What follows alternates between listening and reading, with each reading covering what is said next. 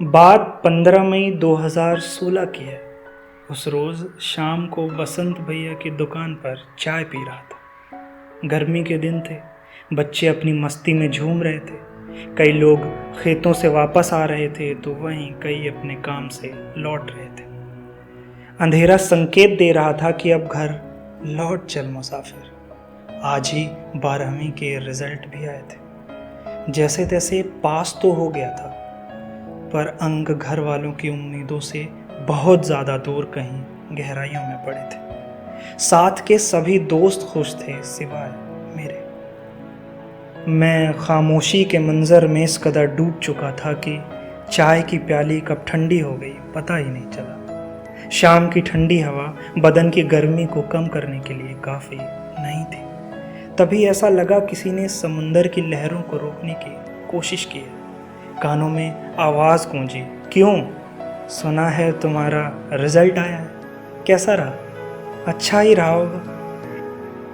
ये सवाल पान की पिचकारी मारते हुए मुंशी बाबा ने किया था। उनके सवालों की संख्या बढ़ती जा रही थी और मैं कांपते हुए हाथों से चाय की प्याली थामे उनकी आंखों से आंख मिलाने की नाकामयाब कोशिश करता जा रहा था। कुछ देर बाद वो हाँफने लगे। मेरे तरफ से कोई जवाब ना पाकर खुद ही बोल पड़ी, पिंटू को लल्ला हुआ है, शाम को दावत रखी है, आकर खा लेना। इतना कहकर वो वहाँ से चले गए। अंधेरा धीरे धीरे बढ़ रहा था।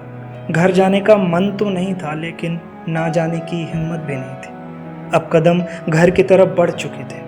कपड़े बदन में कांटों की तरह चुभ रहे थे। घर की दूरी ज़्यादा तो नहीं थी, फिर भी ना जाने क्यों आज बढ़ सी गई थी। माँ दरवाजे पर खड़ी रास्ता निहार रही थी। माँ ने पूछा, कहाँ थे?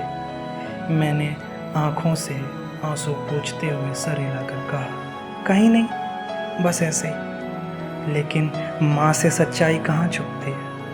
माँ ने आंचल से लगा दिया। मेरे आंसुओं से माँ की ममता भीग गई। माँ ने प्यार से पुचकारा और कहा, बाबू, यूं हौसला नहीं हारते।